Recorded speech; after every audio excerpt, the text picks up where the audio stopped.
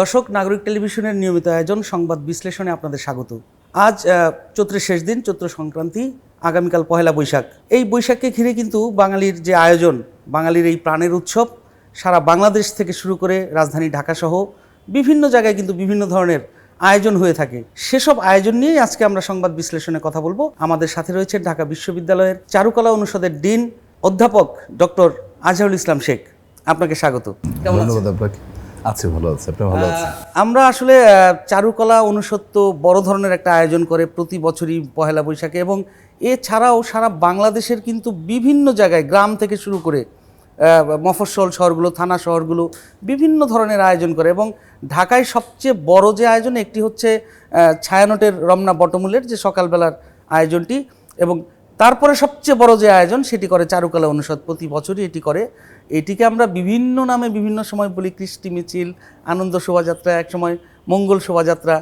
তো সব কিছু মিলিয়ে এই যে নতুন পরিবর্তিত সময়ে যে নতুন বাংলাদেশ এলো, এই সময় আসলে আয়োজনটা কিভাবে করছেন, কি কি থাকছে আয়োজনে, আপনারা কেমন করতে পারছেন? আমরা যথেষ্ট ভালো করতে পারছি, এবং আমাদের চিন্তাটাও পরিবর্তিত পরিস্থিতির ভেতরে চিন্তাটাও একটু বৃহৎ অন্যান্য সময়ের চাইতে আর কি। অন্য সময়গুলোতেও ভালো হয়েছে নিঃসন্দেহে। ধারাবাহিকভাবেই তো আমরা আসলে একটা জাতিগোষ্ঠী এগিয়ে যায়, তার নিজস্ব শিল্প, সংস্কৃতি, কৃষ্টি সমস্ত কিছুকে নিয়েই কিন্তু আমাদের চলতে হয়। এবার যেটা শুধুমাত্র আমরা একটু ভিন্ন বলবো বা আয়োজনটা একটু বড় বলবো, সেটা কারণ হলো আমাদের ওই সমকালীন একটু কনসিডারেশন আছে। অর্থাৎ ওই ইতিহাস ঐতিহ্যের সাথে আমাদের মানে বর্তমান সময়ের প্রেক্ষাপট, সমকালীন প্রেক্ষাপটের একটা ব্ল্যান্ড করে একটা মিথস্ক্রিয়া তৈরি করবার চেষ্টা করছি আমরা। মানে গত বছরের যে আয়োজনটা ছিল, গত বছরের আয়োজনটাতেও একটা ব্যাচ, মানে ওই যে এটা 2006 সাল থেকে শুরু হয়েছে ট্রেন্ড, যে পার্টিকুলার একটা ব্যাচকে দেওয়া হয়। কিন্তু এই জায়গাটা জটিলতাটা হলো যে ব্যাচকে দেওয়া হয় তারা তো পাস আউট থাকে। আরেকটা হলো যে বৃহৎ, আমরা এটাকে অনুষদ ভিত্তিক যদি একাডেমির জায়গা থেকে বলি, তাহলে এটাকে বলবো যে একটা বৃহৎ কর্মশালা। কেননা এই উদযাপনটা যেহেতু 1989 সাল থেকে শুরু হয়েছে, ফলে এটা পরম্পরায় আপনি দেখবেন যে করছে। তো সিনিয়ররা কাজ করছে, জুনিয়ররা শিখছে, তারপর পর্যায়ক্রমিকভাবে কিন্তু কাজগুলো কিন্তু এগিয়ে যাচ্ছে। মানে চিন্তার জায়গাটায়, সৃজনশীল মননের জায়গাগুলো যেভাবে ডেভেলপ করছে, সাথে সাথে কারিগরি জায়গাগুলো ডেভেলপ করছে। এই আয়োজনের যে কর্মযোগ্যতা, এটা কি আসলে শিক্ষার্থীদের সাথে পাঠ্যসূচির সাথেও কোনো? এটা আগামী বছর থেকে যুক্ত হবে। এই কারণেই আমি বলছি আপনাকে একটু বোঝার জন্য, যে আমাদের যেহেতু একাডেমিক একটা জায়গায়, একটা একাডেমি তো ক্লাস মানে বন্ধ করে দিয়ে উৎসব পালন করতে পারে না। তাদের তো নির্দিষ্ট সময়ে সেশনে পরীক্ষা দিতে হয়, কোর্সগুলো সম্পন্ন করতে হয়। এই জাতীয় ব্যাপারগুলো তো অন্য প্রতিষ্ঠান, 10টা প্রতিষ্ঠানের মতোই তো আমাদের। আর আমরা চিন্তা করছি যে এটা যে একটা এত মানে গুরুত্বপূর্ণ একটা ইস্যু, একটা প্রোগ্রাম, এখানে টুকটুক করে 1989 সাল থেকে শুরু হয়েছিল। 1967 ওই সময়টায় এই যে রমনার বটমূলে যে কালচারাল প্রোগ্রামটা, যে ছায়ানট কেন্দ্রিক যে শুরু হয়েছে, এটা একটা ট্রেডিশন তৈরি হয়েছে আমাদের, অত্যন্ত পজিটিভ। আর এটারও একটা ভীষণ পজিটিভ একটা চর্চা শুরু হয়েছে। কিন্তু ইম্প্যাক্ট আপনি দেখেন, আজকে সারা দেশের লোকজন কিন্তু এই জিনিসটাকে উদযাপন করছে। এমনি বর্ষবরণ উদযাপনের ইতিহাস তো আছেই, এটা তো আজকের না, অনেক আদিকাল থেকে, অনেক সময় আগে থেকে, শত শত বছর আগে থেকে হচ্ছে। শুধুমাত্র সময়ের সাথে সাথে হয়তো এর প্যাটার্ন কিছু বদলেছে। অনেক আগে থেকেই যে মানে আমাদের একটা গভর্নমেন্ট কিন্তু একটা কি বলবো, ওই যে অ্যালাউন্স দেয় না, বৈশাখী ভাতা, তারপর ছুটি ঘোষণা করা হয়েছে। তো এগুলো যখন একটা সমাজের, একটা রাষ্ট্রের সকল মানুষ যখন একটা দাবি থাকে, এটা হলো প্রাণের উৎসব। আমরা এক কথায় বলতে পারি, মানে বাঙালি এবং বাংলাদেশি যেভাবেই আপনি মূল্যায়ন করি, সেটাই আমাদের এই ভূখণ্ডে, অর্থাৎ বাংলাদেশের মানচিত্রের মধ্যে যারা এখানে বসবাস করে, প্রত্যেকেই আনন্দ উপভোগ করার প্রসঙ্গ আছে। প্রত্যেকেই আমরা প্রাণের জায়গা থেকে নতুন বছরকে আমরা উদযাপন করি। এরকম বরাবরের চেয়ে এবার প্রস্তুতি তো আপনাকে বললাম যে এভাবে প্রস্তুতি নিয়েছি, যেন এবার আরও ধীরে ধীরে আমরা এইভাবে অগ্রসর হতে থাকি না। এটা আরেকটি বিষয় একটু জানতে চাই, সেটি হচ্ছে যে এবারের আয়োজন নিয়ে শুরু থেকেই বেশ সবাই খুব উদ্গ্রীব ছিল যে কেমন আয়োজন হবে, কি কি হবে, সবাই আসবে কিনা। সব কিছু মিলিয়ে দুটি বিষয় নিয়ে কিন্তু একটু মানে কথা হয়েছিল, গতকাল পর্যন্ত অনেক কথা হয়েছে। একটি হচ্ছে যে মঙ্গল শোভাযাত্রায় বা আগে যেটি ছিল, সেই শোভাযাত্রায় যে অবয়বগুলো থাকে সেখানকার একটি অবয়ব নিয়ে আর নাম নিয়ে, তো যদিও আগুনের ঘটনাও ঘটেছে, তো এই দুটি বিষয় নিয়ে সাধারণ মানুষের মনেও প্রশ্ন যে আসলে এইটার আসলে কোনো ব্যাখ্যা বা আপনার এইটা হয় কি বিতর্ক এবার বেশি হয়েছে নিঃসন্দেহে, মানে অন্যান্য সময়গুলো একটা এরকম বিতর্ক হয়তো হতো না, কিংবা সেগুলো কেন হয়নি আমার জানা নেই। এবার অনেক বেশি পরিবর্তিত পরিস্থিতির কারণে সবাই স্বাধীনভাবে চলছে, কথা বলছে, কথা বলবার সুযোগ আছে, সবারই অধিকার আছে, কেন বলবে না। এবং এই বিতর্ক আমি মনে করি থাকাও ভালো, থাকা উচিত। এর ভিতর দিয়ে আমরা আমাদের পারস্পরিক মত বিনিময়ের ভিতর দিয়ে একটা জায়গায় নিশ্চয়ই পৌঁছাতে পারবো, ভালো মানে ফিল্টারিং করে করে আমরা এগোতে পারবো আর কি। তো এই বছর যেটা হলো যে একটা দুঃখজনক যে ঘটনাটা গতকালকে ঘটে গেছে, এটা অত্যন্ত অনাকাঙ্ক্ষিত এবং এটা অত্যন্ত সুপরিকল্পিতভাবেই করেছে। কারণ আপনারা তো জানেন যে একটা যে পতিত সরকারের একটা ইনফ্লুয়েন্স তো আছে এখানে, হয়তো থাকতেই পারে, কিংবা কোনো গোষ্ঠী, এভাবে আমি ঠিক জানি না, আমার অতটা বোধগম্য না। আমি একজন শিল্পী হিসাবে এটা বলতে পারি যে একটা গোষ্ঠীর তো তাদের হয়তো মানে গায়ে লেগেছে, তাদের ভালো লাগেনি, এরকম একটা ঘটনা, অনেক বড় ঘটনা কিন্তু ঘটে গেছে, অনেক বড় ঘটনা। এটা একদিকে যেমন আমাদের একটা প্রস্তুতি নষ্ট করেছে, পাশাপাশি আরেকটা ভয়ঙ্কর যে জিনিসটা হয়েছে সেটা হলো আমরা বেঁচে গেছি।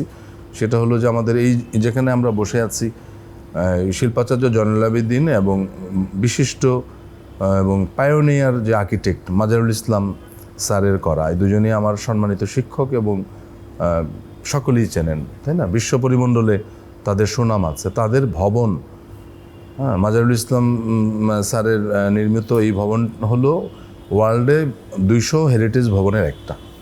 এখন আপনি দেখেন এই আগুনটা যদি আরও যদি মানে থামিয়ে না মানে দেওয়ার কেউ থাকতো, তাহলে কি আজকে এই ভবনের কি অবস্থা হয়ে যেত? আমরা একটা মানে এটা একটা মানে আর্কিটেকচার ডিপার্টমেন্ট, মানে বিশ্ববিদ্যালয়ের যতগুলো প্রাইভেট কিংবা সরকারি বেসরকারি বিশ্ববিদ্যালয় আছে, সব আর্কিটেক্ট ডিপার্টমেন্টের ছাত্ররা কিন্তু আমাদের এখানে সেই ভবনটার প্রত্যেকটা জায়গায় ওরা কিন্তু স্টাডি করে। বিশেষ করে এই দোতলার যে সিঁড়িটা আছে, ওরা কিন্তু এরকম স্কেল ধরে ধরে মেপে কিন্তু এর যে কমফোর্টেবিলিটি, ইউটিলিটি কিংবা ম্যাটেরিয়াল, এইটার যে সামগ্রিক বিউটি, মানে যে সময় প্রতিষ্ঠিত হয়েছিল, এটা একটা বিশাল অ্যানালিটিক্যাল একটা জায়গা, অ্যানালাইসিস করবারই একটা জায়গা। তো আমাদের এটা একটা সম্পদ। তো এই অর্থে আমাদের কি ক্ষতি না হয়ে যেতে পারতো ভয়ঙ্করভাবে। এটা এইরকম একটা মানে চক্রান্ত হয়েছে, এটা আমি বলবো এটা অত্যন্ত সুপরিকল্পিতভাবেই তো করেছে। এমন একটি ঘটনা যে ঘটবে এটি আসলে তো কেউই কল্পনা করেনি, আপনারাও করেন। এইটা আমরা কখনো চারুকলা সবসময়ই আমরা দেখেছি যে উন্মুক্ত থাকে, সাধারণ মানুষ এখানে প্রবেশ করে সবসময়। এখানে কখনো পুলিশ র্যাব দিয়ে করতে হয় না, নিরাপত্তা দিতে হয় না, সবাই এখানে আসে। আমরা সবসময় তো আপনি দেখবেন চারুকলার পরিবেশটা খুবই ফ্রেন্ডলি, পুলিশ র্যাব দিয়ে না করতে হয় না, নিরাপত্তা দিতে হয় না, বা খুবই ফ্রেন্ডলি। আমরা এখানকার অনেকজন আসে অনেক কিছু দেখতে। আমাদের বাগান সহ আমাদের টোটালটা ক্লাসরুম, এখানে অনেক শিল্পকর্ম রয়েছে বিভিন্ন জায়গায়, শিল্পকর্ম বিভিন্ন জায়গায় ছড়ানো ছিটানো আছে। তো ওগুলো দেখে মানুষজন আনন্দ উপভোগ করে। তো তাদেরকে তো আমরা তো নিরুৎসাহী করতে পারি না। মানুষজন তো আমাদেরই ভাই বোন যারা আসে। তো এইরকম একটা সুন্দর একটা পরিবেশ আবেদিন স্যারের নির্মিত একটা জায়গায় আজকে যে মানে দেখেন কত বড় একটা দুর্ঘটনা ঘটিয়ে ফেললো অলরেডি। কিন্তু এটা যদি হতো যে ভবনটার গায়ে লাগতো, তাহলে তো মনে করেন যে সাংঘাতিক রকম একটা খুবই অনাকাঙ্ক্ষিত একটি ঘটনা আমরা বলবো, এবং এটা আমাদের জন্য একটি শিক্ষা যে এরপরে অনাকাঙ্ক্ষিত একটা ঘটনা আমরা বলবো। এবং আমি শক্তভাবেই বলেছি, আইন শৃঙ্খলা রক্ষাকারী বাহিনীর যারা আছেন তারাও কিন্তু চেষ্টা করছেন যে এটাকে শক্তভাবে, এটা দৃষ্টান্তমূলক একটা তদন্ত কমিটি হয়েছে এটির জন্য, সম্ভবত জিডি হয়েছে। আর নামের বিষয়ে যেটি নিয়ে খুব বিতর্ক হলো, নামটা হয়েছে আমরা অনেক ভেবেছি। এই পরিবর্তিত পরিস্থিতিতে আমরা চাই স্পষ্ট কথা যে এক পেশে না, সমস্ত মানুষজনের একটা ছায়া তোলে আমরা কীভাবে দাঁড়াতে পারি। ধর্মীয় দিকটা আছে, মুসলমান, হিন্দু, বৌদ্ধ, খ্রিস্টান। আপনি জানেন যে এবার বিভিন্ন জাতিগোষ্ঠীও কিন্তু আমাদের সাথে যুক্ত হচ্ছে।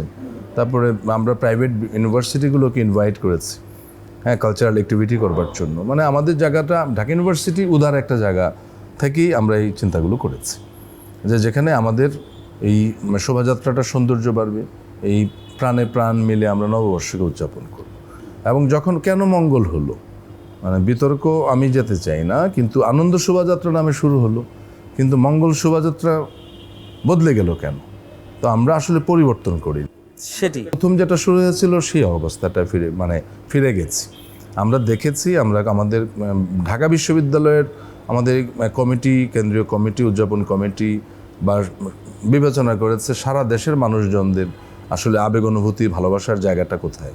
তো সেই বিবেচনা করে এখন কেউ সবকে তো আর আপনার খুশি করা সম্ভব না, আমরা যতটা পারি এই কারণেই আমরা আগের জায়গায় ফিরে গেছি। আর বিশেষ করে নামেই বা কি আসে যায়, এত বড় একটা আয়োজন বাঙালির। আসলে আমি তাই মানে একমত হই। আমরা যারা মফস্বলেও অনেক সময় যারা এই আয়োজনগুলো করেছি, আমরা কিন্তু কৃষ্টি মিছিল বলতাম বা বিভিন্ন ধরনের বৈশাখী র্যালি, বিভিন্ন নামই বলতাম। জি জি, সেটাই। তো আমার কাছে মনে হয় যে নাম আসলে বড় কোনো বিষয় না। নামটা বড় কথা না। আমি সবাইকে আহ্বান জানাবো, আমরা এই আমাদের ঐতিহ্যের মানে শক্তিশালী ঐতিহ্যের অনেক রকম মোটিভ আছে, আমাদের গর্ব করবার যে জায়গাগুলো আমরা চেষ্টা করেছি, অর্থাৎ এই বাংলাদেশে যারা বাস করছি সবাই আমরা একটু ফ্রেন্ডলি, আমরা পারস্পরিক ন্যায়ভিত্তিক একটা সোসাইটি অবশ্যই আছে, সেটা আমরা আরও ডেভেলপ করি। আমরা যদি প্রত্যেকেই যদি একটা জায়গায় নিজের যার জায়গায় যদি স্যাক্রিফাইস এবং বুঝে নেই, তাহলে যার যার ধর্ম সবাইকে সবাইকে সম্মান করবার একটা ব্যাপার থাকে। তো আসলে যে ঘটনাটি ঘটলো এটি নিয়ে কালকের যে আয়োজন, সেখানে কি কোনো ভয় বা কোনো থ্রেট বা কোনো কিছু মনে করছেন কিনা? একটা চ্যালেঞ্জ তো আছেই, কারণ এটা তো খুব স্বাভাবিক যে একটা চ্যালেঞ্জ। এটা আইন শৃঙ্খলা রক্ষাকারী বাহিনী অত্যন্ত সোচ্চার, তারা দৃঢ়ভাবে, আন্তরিকভাবে, শক্তভাবে তারা জিনিসটা দেখবেন এবং দেখছেন, মানে এখনো পর্যন্ত দেখছেন, নিশ্চয়ই আগামীকালকে পর্যন্তও দেখবেন, সেটাই আমার মনে হয়। আমরা আশা করি এই আয়োজন, বাঙালির প্রাণের আয়োজন, সবচেয়ে বড় আয়োজনটি সফল হোক, সেই প্রত্যাশাই রইল। এই আয়োজনের অংশ হিসেবে সবাইকে আমি আগাম নববর্ষের শুভেচ্ছা জানাচ্ছি, এবং আমরা সবাই মিলে প্রাণ দিয়ে এই আয়োজনকে সফল করে তুলবার জন্য অনুরোধ করছি। অনেক ধন্যবাদ আপনাকেও, নববর্ষের শুভেচ্ছা আমাদের সাথে কথা বলার জন্য। আপনাকেও ধন্যবাদ। প্রিয় দর্শক, এই ছিল আজকের সংবাদ বিশ্লেষণের আয়োজনে। এরপরে আবারও দেখা হবে অন্য কোনো বিষয় নিয়ে। সে পর্যন্ত সবাই ভালো থাকুন, সুস্থ থাকুন। আল্লাহ হাফেজ।